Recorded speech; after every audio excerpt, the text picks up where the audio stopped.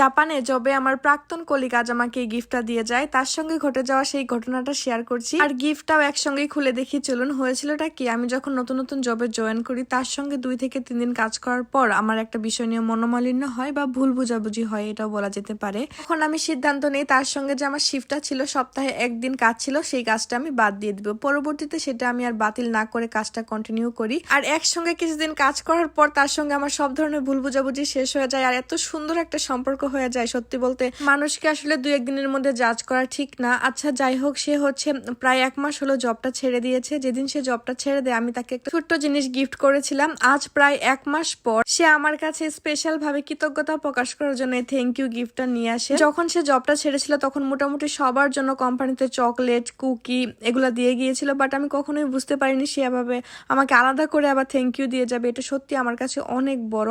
আর দেখুন এখানে কত সুন্দর করে সে চিরকুট লিখে দিয়েছে, আমার কাছে কৃতজ্ঞতা প্রকাশ করেছে। সীমা চান, সে আমাকে সীমা চান বলে ডাকতো আদর করে। আজ এতদিন হয়ে গেল, এখন পর্যন্ত সে আমার জবের সময়টা পর্যন্ত ভুলেনি। একটা জিনিস লক্ষ্য করেছেন, প্রতিটা জিনিস কত যত্ন সহকারে পরিপাটি ভাবে প্যাকেট করা। বললে বিশ্বাস করবেন কিনা, জাস্ট 12টায় সে দৌড়িয়ে এসেছিল। 1 মিনিট আগেও না, 1 মিনিট পরও না, কারণ একটু লেট হলে আমি চলে যেতে পারি, সেই কারণে সে জাস্ট টাইমে এসে আমার সাথে দেখা করে এবং আমাকে এই থ্যাংক ইউ গিফটটা দিয়ে যায়। এগুলো আসলে বলে বোঝানো সম্ভব না অনুভূতিটা কেমন ছিল।